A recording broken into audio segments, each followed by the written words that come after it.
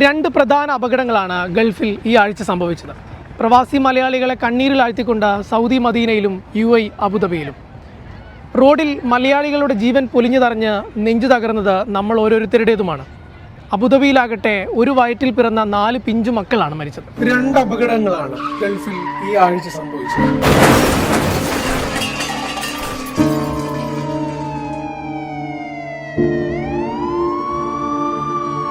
പ്രവാസി മലയാളികളെ കണ്ണീരിലാഴ്ത്തി Saudi മദീനയിലും UAE അബുദാബിയിലും Malayali ജീവനുകൾ റോഡിൽ പൊലിഞ്ഞപ്പോൾ നെഞ്ചു തകർന്നത് നമ്മളെല്ലാവരുടേതുമാണ്.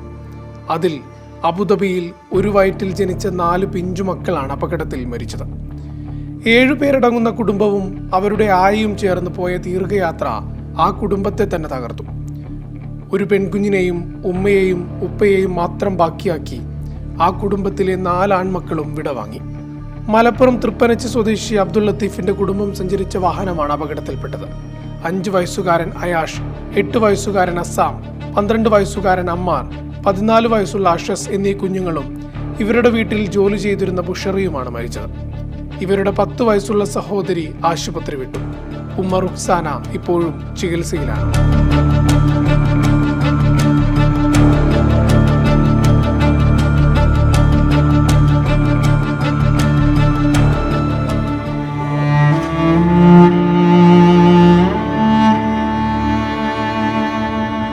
അബുദാബിയിലെ അപകടത്തിൽ മരിച്ച ഒരു കുടുംബത്തിലെ ആ 4 പിഞ്ചു കുഞ്ഞുങ്ങളും ഇനി ഒരുമിച്ച് കിസൈസിലെ ഖബർസ്ഥാനിൽ അന്തിയുറങ്ങും.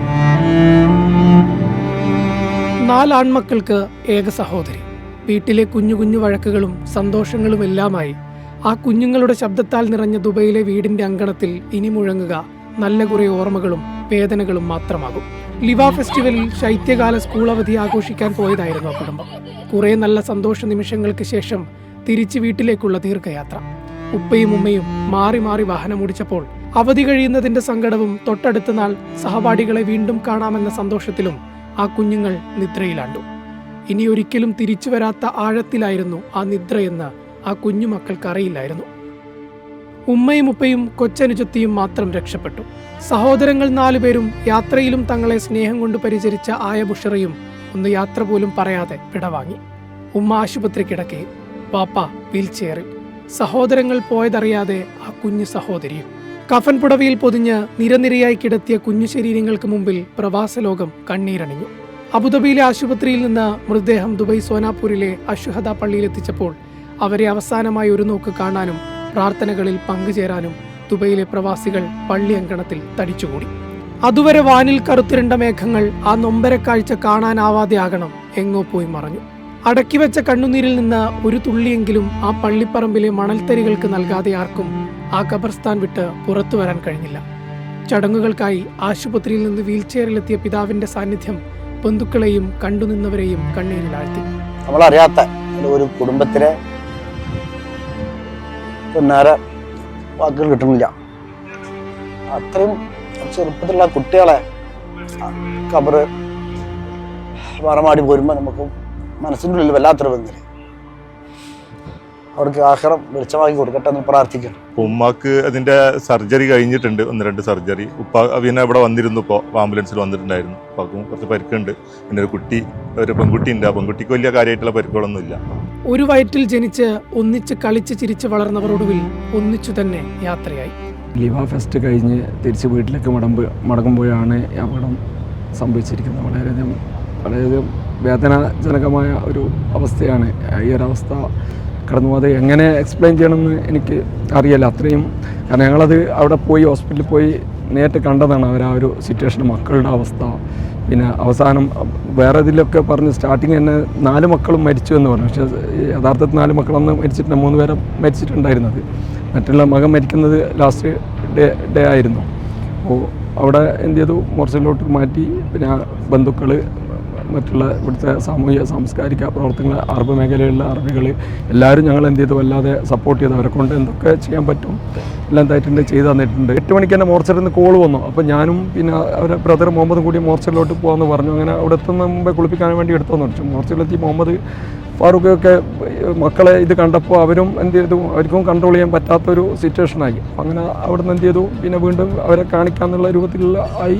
മോർച്ചറിൽ നിന്ന് കുളിപ്പിച്ചു. അവിടുന്ന് നിസ്കാരം കഴിഞ്ഞു. വീണ്ടും ഹോസ്പിറ്റലിൻ്റെ മോർച്ചറിലോട്ട് കൊണ്ടുവന്നു. സെൻട്രൽ മോർഗേജിലാണ് ഉണ്ടായിരുന്നത്. അവിടുന്ന് വീണ്ടും ഹോസ്പിറ്റലിൻ്റെ പുറകിൽ മോർച്ചറിൽ കൊണ്ടുവന്നിട്ട് പേഷ്യൻറ്റിനെ മീൻസ് റുക്സാനെ അവർ വീൽ ചെയറിൽ അവിടുത്തെ ആംബുലൻസിലാക്കിയിട്ടാണ് പുറകിലോട്ട് എന്ത് ചെയ്യുന്നത് കൊണ്ടുവന്നു. അവിടുന്ന് എന്ത് ചെയ്തു, 2 ആംബുലൻസിലായിട്ട് 2 മയ്യത്ത് വെച്ചു. അതിൽ ഒരു ആംബുലൻസിൽ മയ്യത്തിൻ്റെ കൂടെ ഞാനായിരുന്നു അബുദാബിയിൽ നിന്ന്. കാണിച്ചു, റുക്സാനെയും മക്കളൊക്കെ കാണിച്ചു. പിന്നെ വളരെയധികം സങ്കടകരമായ അവസ്ഥയായിരുന്നു. So basically there was news about him, we thought, like my friends and my family, we thought it's like, fake news and stuff. But when we came here, we were really, really heartbroken to see, their father like lost 4 kids because, the pain of losing a kid or a family member is... Actually 4 kids. 4 kids, like family. 1 kid also 4 kids, and of course their mother and father would have such pain, but I hope they're in heaven. We're all praying for them, inshallah. ഇതെല്ലാം തന്നെ അള്ളാഹിൻ്റെ പരീക്ഷണമാണ് പൂർണ്ണമായും വിശ്വസിക്കുന്ന ആളുകളാണ് നമ്മൾ. അതേസമയം തന്നെ നമ്മളെ ശ്രദ്ധിക്കേണ്ട ചില കാര്യങ്ങളും ഉണ്ട്. ഈ അപകടം നടന്ന സമയങ്ങളും അതെല്ലാം തന്നെ നമ്മൾ സ്വയം കുറച്ച് ശ്രദ്ധിക്കണം. നമ്മളെല്ലാവരും ശ്രദ്ധിക്കേണ്ട കാര്യങ്ങളാണ്. പ്രത്യേകിച്ച് ഈ വളരെ ടയർഡ് രാത്രി ഡ്രൈവിങ്ങും മറ്റൊക്കെ തന്നെ. പക്ഷേ അതൊക്കെ അതൊരു വിധിയാണ്, അള്ളാഹിൻ്റെ വിധിയാണ്. പക്ഷേ അതിന് കാരണങ്ങളുണ്ടാവും. അതാണ് സംഭവിച്ചത്. നമുക്ക് ചെയ്യാനുള്ള ഇതിൽ നമ്മൾ കണ്ട ഏറ്റവും വലിയൊരു ഇവിടെയുള്ള ഈ 2 രാജ്യങ്ങളിലോട്ട് തന്നെ അതോറിറ്റികൾ എത്ര കണ്ട് നമുക്ക് സഹായമായിട്ട് വളരെ എടുത്തു പറയേണ്ട ഒരു കാര്യം. അതിൻ്റെ എല്ലാ ഡിപ്പാർട്ട്മെൻറ്റുകളും തന്നെ അവരെ സ്വന്തം ഒരു കുടുംബത്തിലെ അംഗങ്ങളെ പോലെയാണ് ഈ വിഷയത്തിൽ ബന്ധപ്പെട്ടതും. എല്ലാ സൗകര്യങ്ങളും തന്നെ നമുക്ക് ചെയ്തു തന്നൊക്കെ തന്നെ. അവരെ യാത്രയപ്പം തന്നെ ആ കുടുംബത്തിന് താങ്ങായിട്ട് പൊതുവെ ഒന്ന് കണ്ടില്ല ഈ കണ്ടോളൻസ് ഒക്കെ പൊതുവെ നമ്മളെ മലയാളി സമൂഹത്തിലൊക്കെ വളരെ റയറായിട്ട് കാണുന്ന ഒരു സംഭവമാണ് ഈ കണ്ടോളൻസ് മീറ്റിംഗ് എന്നൊക്കെ പറയുന്നത്. അത് ആ കുടുംബത്തിനെ സംബന്ധിച്ചിടത്തോളം വലിയൊരു ആശ്വാസമാണ്. മദീന ഹൈവേയിലുണ്ടായ വാഹനാപകടത്തിൽ 5 പേരാണ് മരിച്ചത്. ഗുരുതരമായി പരിക്കേറ്റ് ചികിത്സയിലായിരുന്ന മലപ്പുറം വെള്ളില സ്വദേശി നടുവത്തുകളത്തിൽ ജലീലിന്റെ മകൾ 9 വയസ്സുകാരി ഹാദിയ ഫാത്തിമയാണ് ഒടുവിൽ മരണത്തിന് കീഴടങ്ങിയത്. അപകടത്തിൽ മരിച്ച ജലീൽ, ഭാര്യ തസ്നി, മകൻ ആദിൽ, മാതാവ് മൈമൂന എന്നിവരുടെ മൃതദേഹങ്ങൾ മദീന ഹറമിലെ ജന്നത്തുൽ ബക്കീറിൽ വൻ ജനാവലിയുടെ സാന്നിധ്യത്തിൽ ഖബറടക്കി.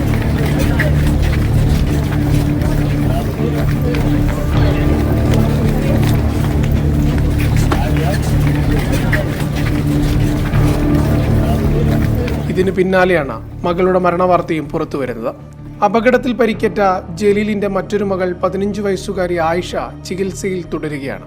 മദീന സന്ദർശനം കഴിഞ്ഞ് മടങ്ങവേ ഹൈവേയിൽ ട്രെയിലർ വിലങ്ങനെ റോഡിലേക്ക് തിരിഞ്ഞതാണ് ജലീലും കുടുംബവും സഞ്ചരിച്ചിരുന്ന വാഹനം അപകടത്തിൽപ്പെടാൻ കാരണമായത്.